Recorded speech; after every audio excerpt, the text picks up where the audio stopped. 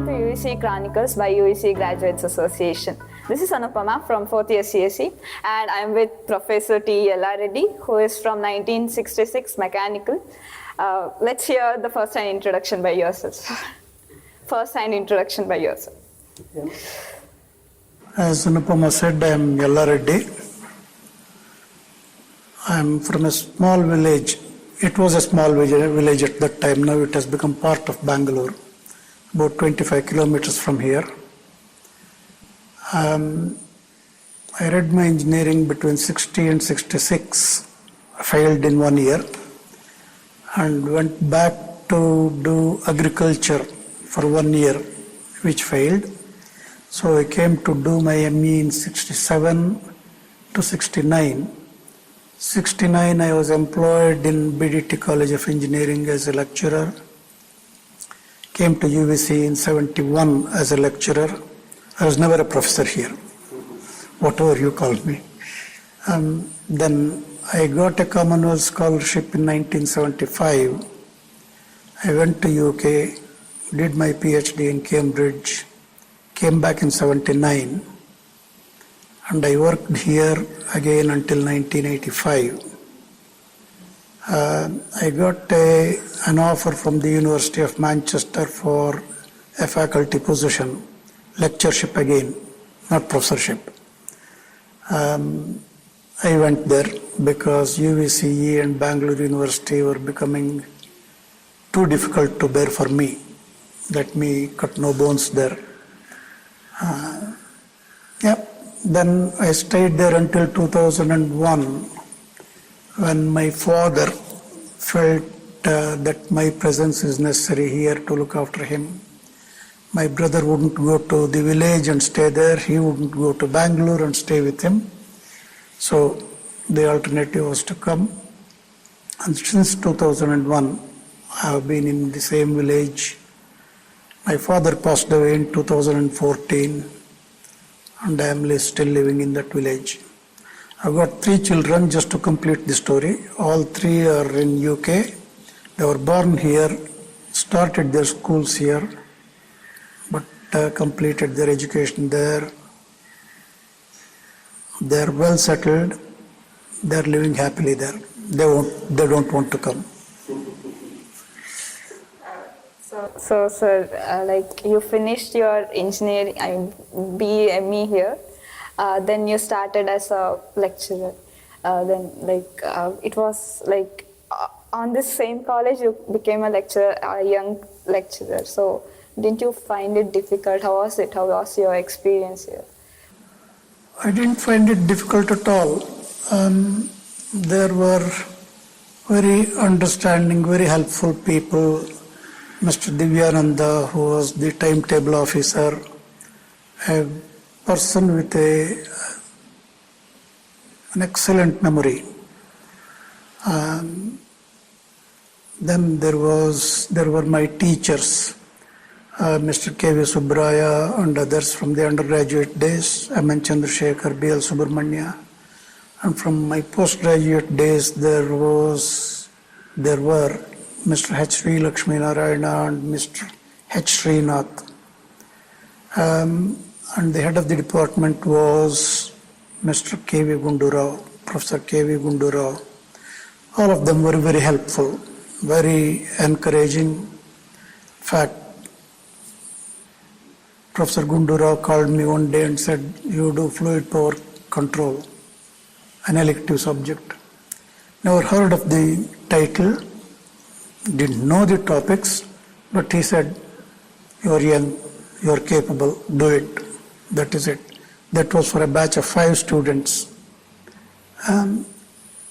There were people interested in students. Actually, the 1975 graduates, there were 2 students for an machine design course. Just for 2 students, he offered the stream.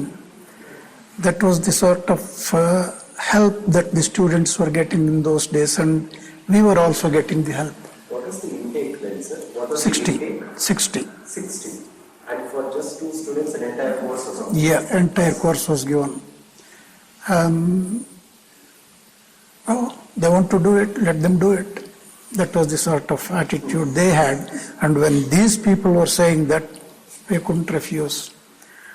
The staff was not full strength. There were 28 sanctioned positions and there were about 18 of us, all told, temporary, permanent, etc.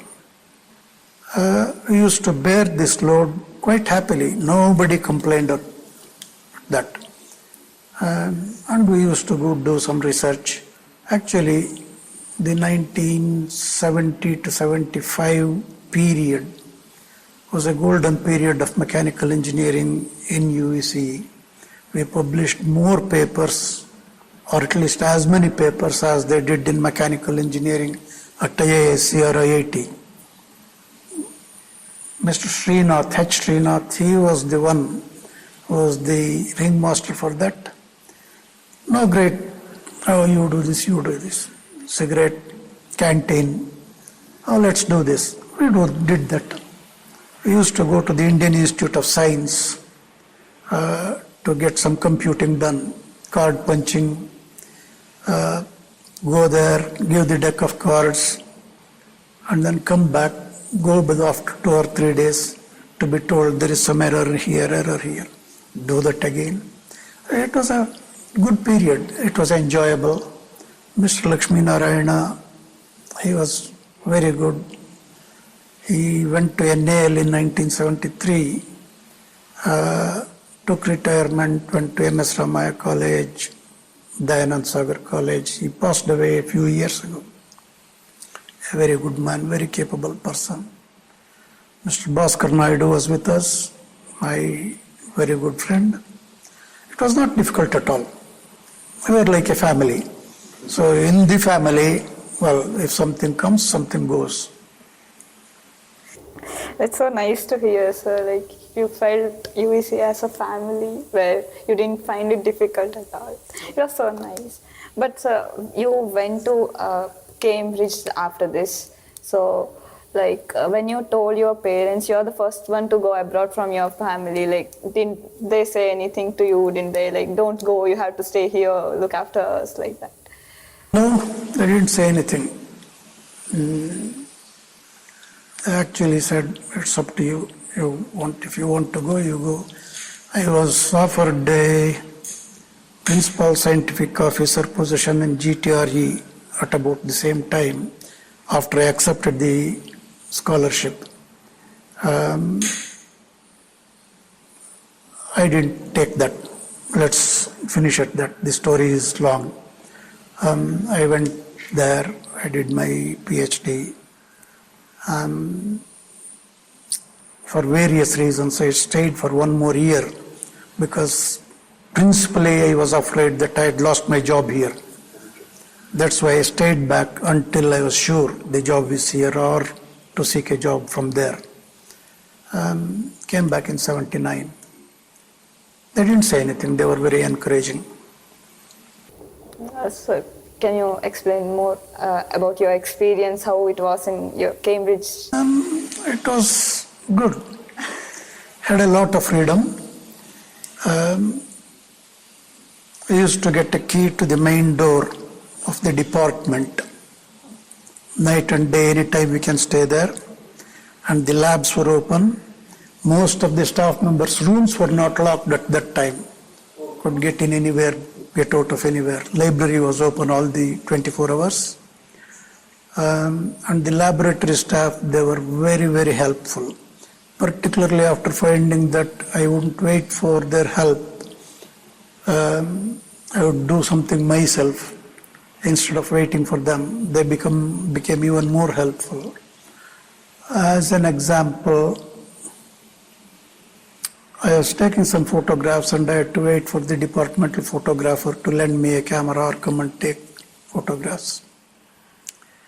The chief technician in the lab said, "Yella, do you want a camera?" "Yes, John." "That would be great." Within a week, he got us a camera to the laboratory. He made the case. Nobody, I didn't know. It was like that. Any experiment we wanted to do, it was there. We could do it. Just an example the last year of my stay there, my professor, Professor Johnson, he said, oh, let's look at the explosions in these tankers, petrol tankers and such. It's a problem. Can you do some experiments? I was an experimentalist. Theory, I used to put some theory to simple theory, closed form solutions, to explain my experiments, to predict them. But experiment was the first thing.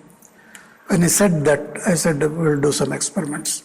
Made a model, put some explosive to that, asked John Waldron, he was the chief technician. John, where could I do this experiment?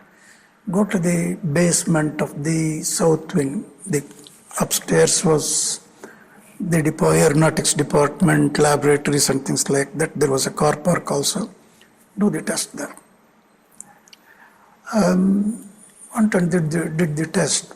But before we could look at the specimen, we took all the precautions to make sure that there would be no spill out, sandbags, planks on top of the specimen, exploded from a distance. The safety people were on to us. Who permitted you to do the experiments? This is, I am telling you as an example of the support we got. Without thinking, blinking an eye, I said, Professor Johnson, oh, I see. They went away.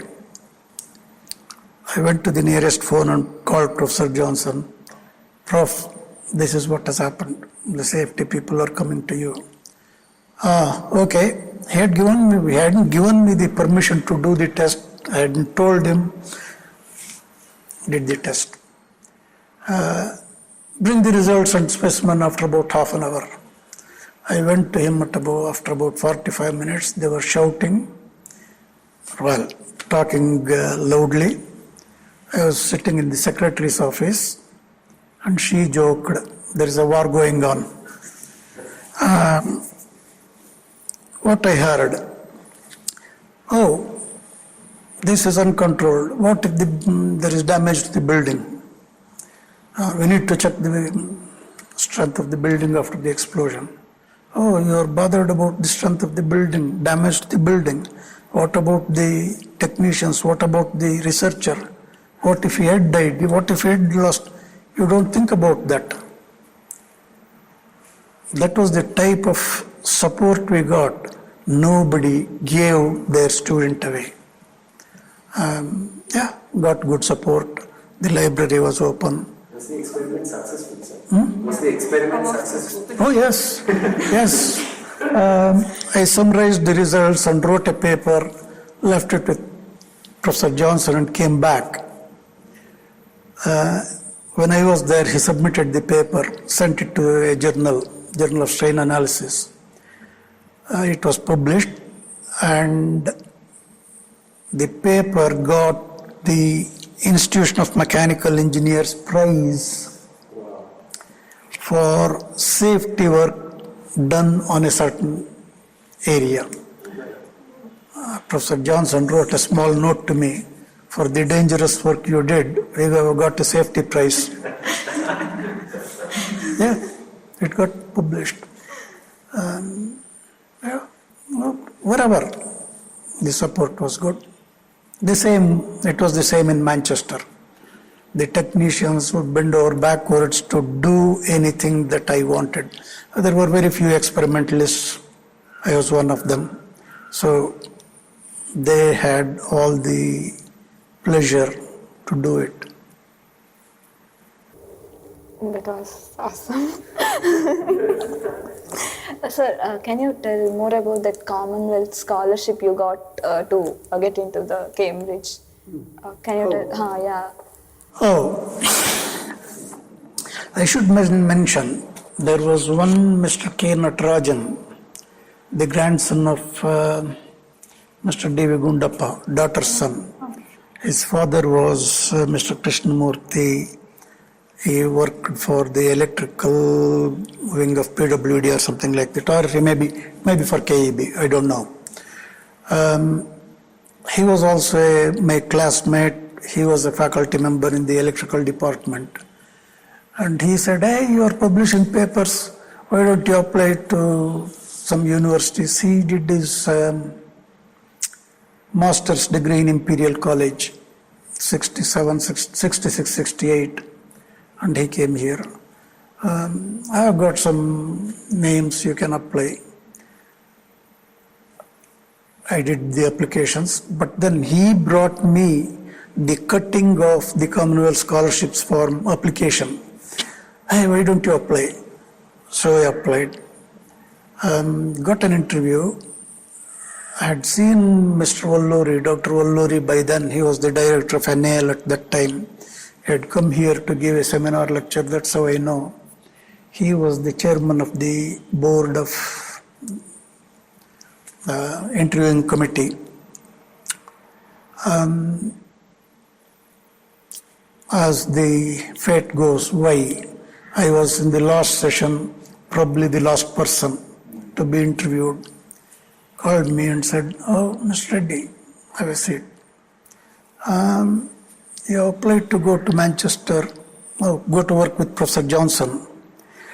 He doesn't work on stress analysis, rotating discs, turbine discs and things like that. That was my area of research here. Now he has got people in his group. That's all I could say. Oh, okay. Professor Johnson was a plasticity man. Well, he was a everything man. He would pick up anything and do something on that. And then he said, you're a teacher. What subjects are you teaching? Mechanical vibrations. What topics are there in your current semester? It rattled the titles: self-excited vibrations, nonlinear vibrations, continuous beam vibration of continuous systems, etc. Tell us something about self-excited vibrations.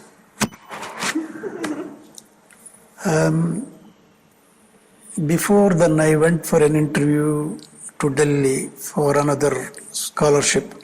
They didn't ask me anything about the subject. They asked me about history, they asked me which books should one read to know about India, etc., etc. I didn't get the scholarship, that's different. So I thought I will go and come. It will be a trip to Delhi, let's say. But when he asked me about this self-excited vibrations, tell us something about this. I was taken aback, kept quiet for a bit, and he said, oh, don't worry, think that we are your students. Introduce us to the subject. That gave me a breath, and of course it was the topic I was teaching here. I said a few things, a few minutes, and then he said, oh, that's okay. And he asked a few more questions. Asked the other members of the committee, is there anybody who want to ask anything? No, nobody asked. On my way back, I came from Hyderabad. This Mr. Srinath, who was here with us, he left UVCE in 1974 to join the R&D unit of BHEL in Hyderabad. That was newly set up there. I stopped there to see him, and he asked, how did the interview go? Told him what happened. Was Valluri the chairman? Yes. If that's the case, if you have answered well, you should get the scholarship. I had that sort of a opinion. I got the scholarship, and then I got the GTRE job. It was actually Mr. Srinath who said, take the scholarship.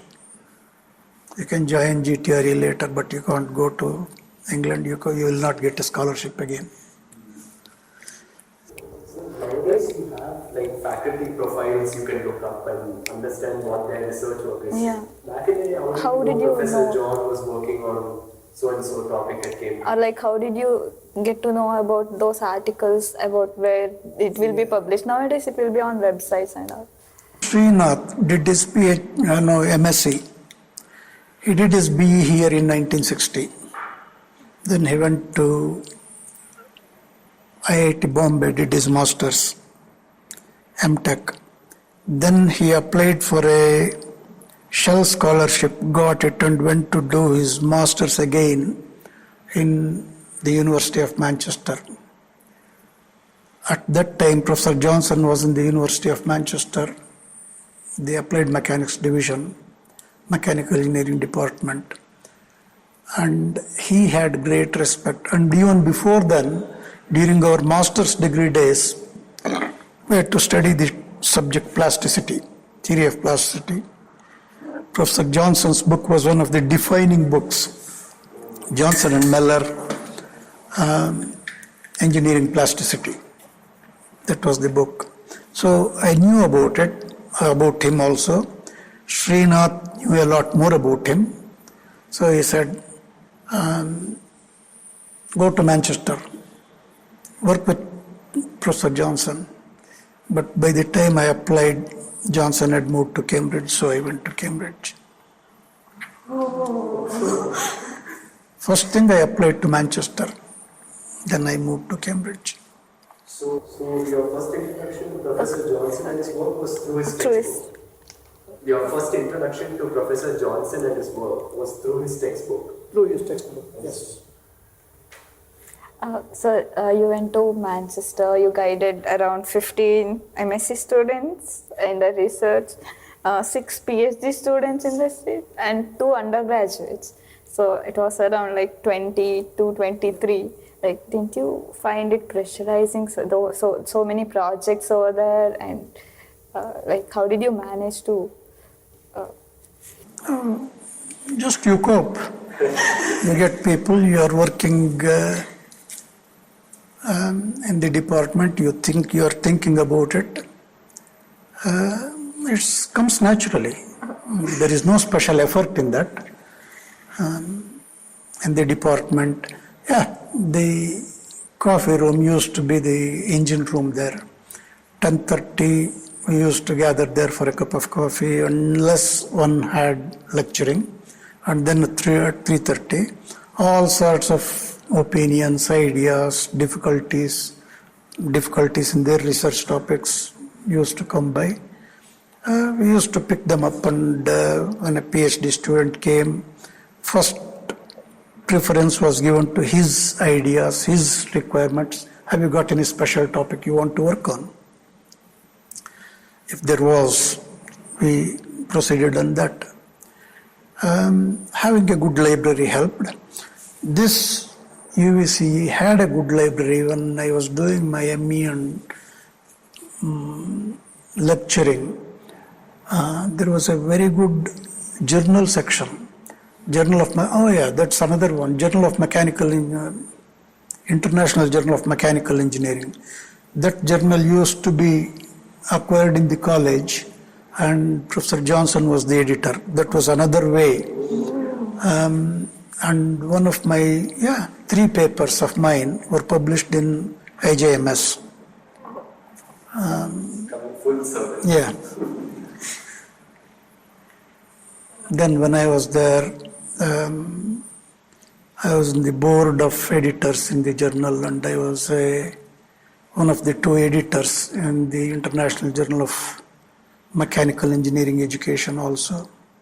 So it's no problem. You're swimming, you swim whichever direction you want to swim. It comes naturally. So you have been like director, principal, dean of many institutions.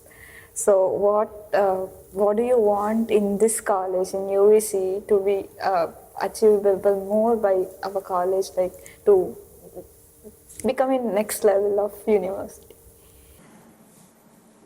UVCE. Yes. I would like to see the faculty members looking at the students more kindly.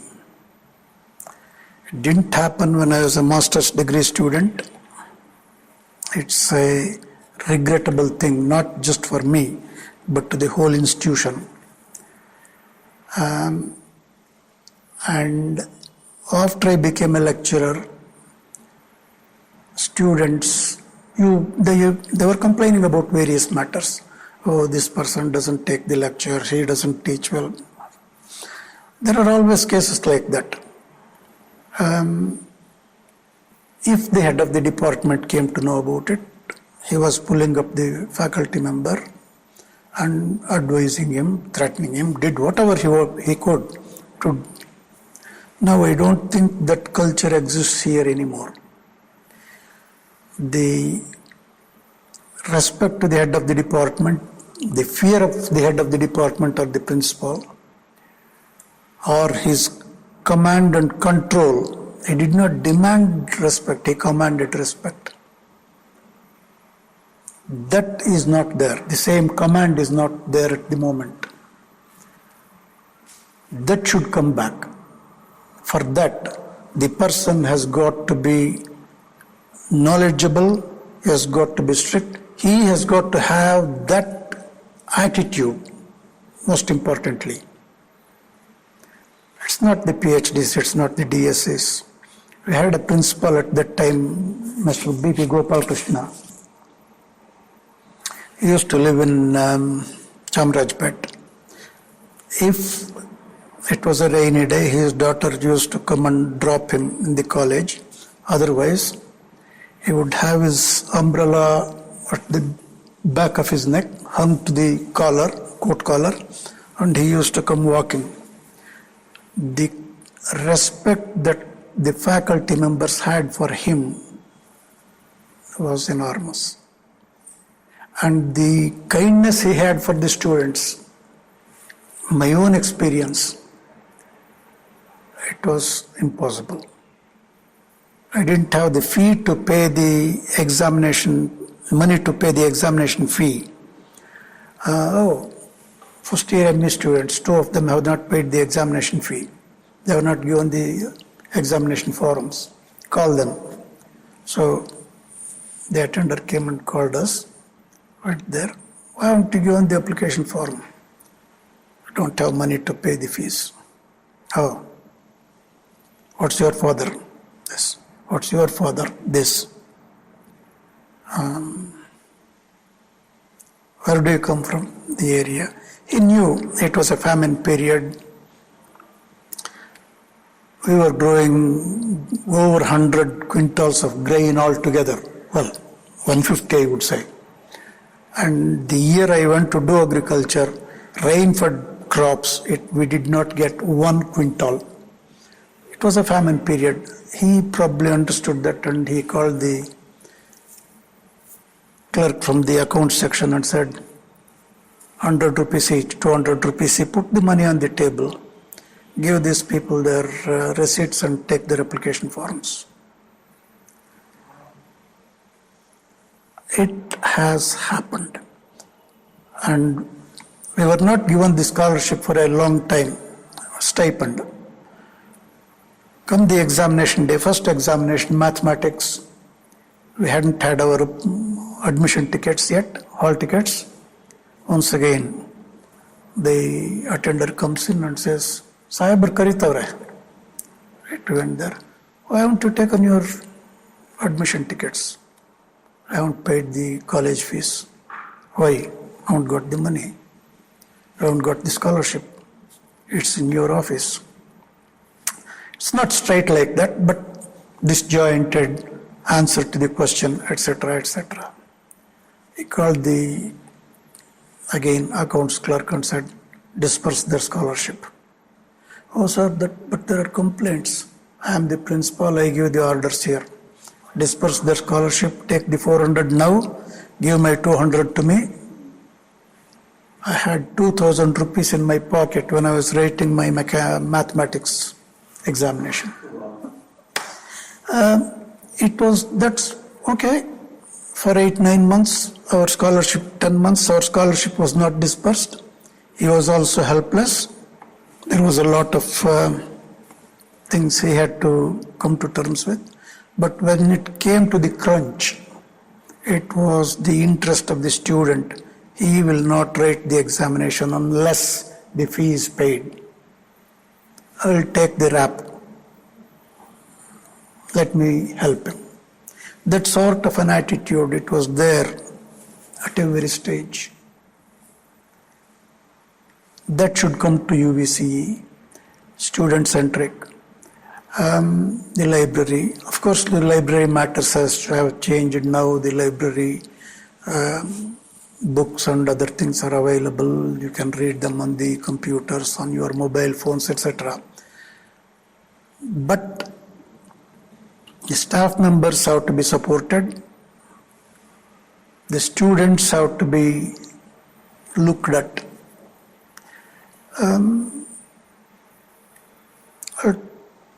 Talking about Mr. Srinath, we used to go to the canteen. Half the research used to get done there.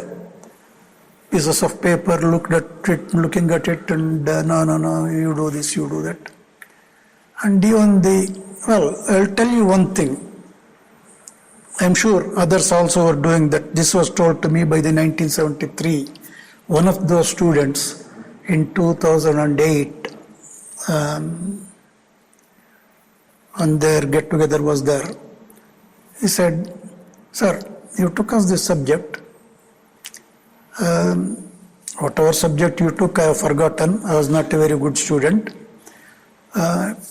Few of you were going to the canteen for a cup of coffee, and 2 or 3 of us came and asked you a question. I don't even remember what that question was.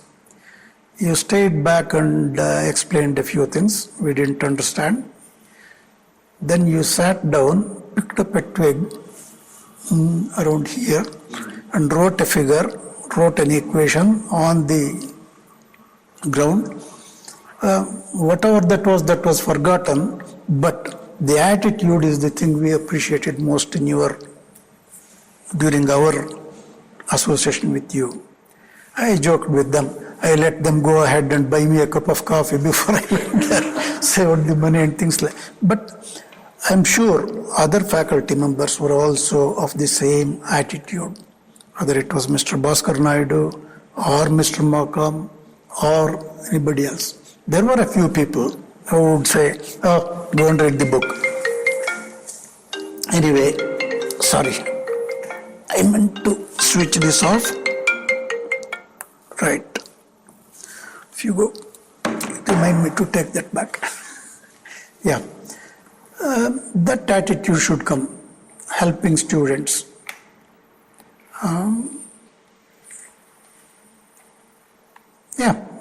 Another example, I did my ME project,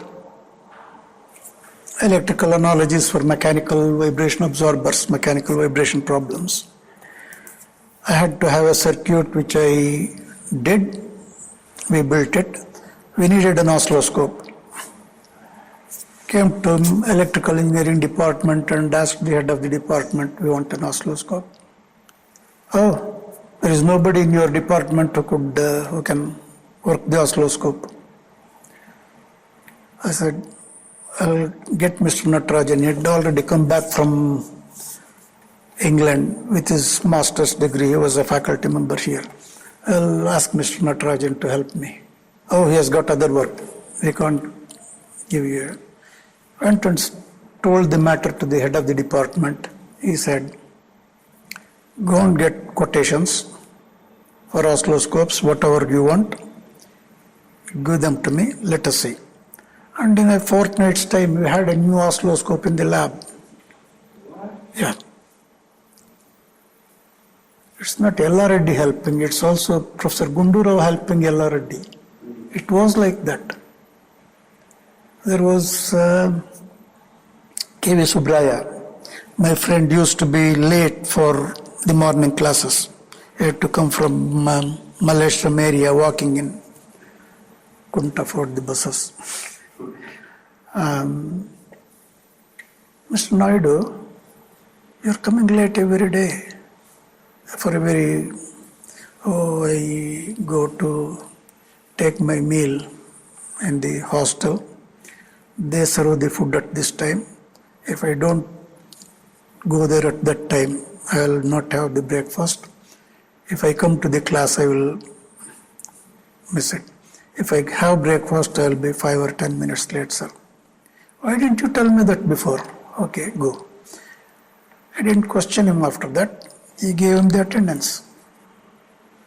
There were people inquiring, "Why are you late? What are you doing?" And that will not be seen now. Or at least, I think so. I think it doesn't happen. So that student-natured attitude should come to the faculty members.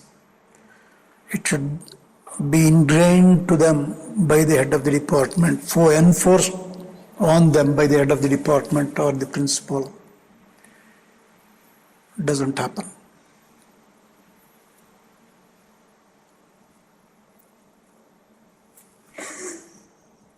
Keep going. I will tell you whatever I can. Probably the answers are a bit long. You may have to edit them. Please yourselves. So, what advice you want to give to students who want to study abroad, who wants to pursue their higher studies? Yeah. To go abroad and read, the main thing is to concentrate on your reading here and learn the subject, not just the marks. Marks do not carry much weight.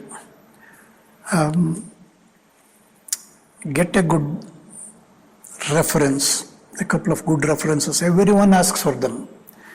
When when the department got an application in Manchester from an Indian university, it used to be put to the people as, what about this fellow? Is the mark given a reflection of what the student knows in that university? That sort of a question comes. They will also refer the matter to British Council in UK. I'm sure it's the same in US also. They would know, they have countless number of Indian professors, they know. So they will refer to them. Marks is not the be all and end all. It's the knowledge you have. And that is, at least they think, it's reflected by the reference that is given to the student by the professors here. It's not, oh, he studied his BE here, his character and conduct is good. That won't do. They have to comment on, I'm telling this to the students, they have to get a reference which contains something about their attitude, their knowledge, their behavior. Can they cope with some problem on their own? Can they get along with a group, etc., etc. Put them, they will take it, forget the Morse card, if the reference is strong. But if a person gives a false reference and that person is blacklisted, the reference from that person will not be taken anymore. And even from that department maybe, I don't know. That is important. I have a question out of curiosity. When you applied to the University of Cambridge, did you ever think you would actually make it to the University of Cambridge? Did you have a certain amount of confidence? I didn't know. I don't know. Cambridge was just another university to me. UVCE was no worse or no better than Cambridge for me. Yeah, that was my attitude. They do their work, we do our work. With the facilities we have, with the capacity we have got. That was my attitude. And it stays like that. Yeah, they have got facilities which are limitless. They can get the equipment, they can get the books, they can get the journals, they can get anything they want. Just like that. But we have to struggle. So, they can produce a lot more. I'm not saying they're not producing, but they look at it in a slightly different manner. I will tell you an example. I went to see one faculty member in Cambridge about my PhD problem. And incidentally, these PhD problems, they are not limited to the student and the supervisor and the group. I could go and ask anybody, and people used to ask me, hey, how are you doing? And they would called me to their rooms and no, what are you doing? What are the results? There was no hide and seek, there was no secret. So So I went to his office and there was a form. This was a form from the university which was sent to them. And one of the items which caught my eye, have you done anything worth mentioning? You think is worth mentioning? He had published 3 or 4 papers in some prestigious journals. He said, no, in the form. So I asked him, yeah, these are run-of-the-mill papers. Anybody can do it. But here in Cambridge, with all the facilities, is this outstanding? In my mind, it's no. So I have written no. If they think like that, it's not just Cambridge. I will put the same thing on the Indian Institute of Science and IITs also. My classmate, friend, Mr. Vijay got a place to do PhD in the Indian Institute of Science. He struggled for 5 or 6 years. He got his PhD, all right. But Indian Institute of Science, he was a much better person, clever, intelligent, knowledgeable in subject matter also than me. He struggled there for 5 or 6 years. I went to Cambridge, went to Manchester first, spent 7 months, got transferred to Cambridge. That was in 76. And I finished my PhD in 2 years' time. If Yella Reddy can do it, why not UVCEian? It's the same thing. Professors, if the student wants some help, they give their time. It may not be right away, right now, but they give their time. Whereas here, I want to say you, sir, about this. I've got a meeting. 10 meetings. I don't know. They may be busy, but they have to make time to the students. That's what is done elsewhere. At least in Manchester when I stayed, when I worked, at least in Cambridge where I studied. That's important. In UVCE, if we want to get anywhere, the research students should get time. The undergraduate students should be enquired. Of course, undergraduate students, they are all over the place. These are formative years. They want to do this, everything. So they have to be advised properly, held on course, whatever means. That has to be done. So it's the faculty members which is most important, and if they have to do something, it has to be the heads of the departments and the director, now maybe the principal. How? It's not herding them and giving a sermon. There are ways and means. Thank you, sir, for coming all the way here to share your experience, advice with us. Thank you so much. Thank you very much.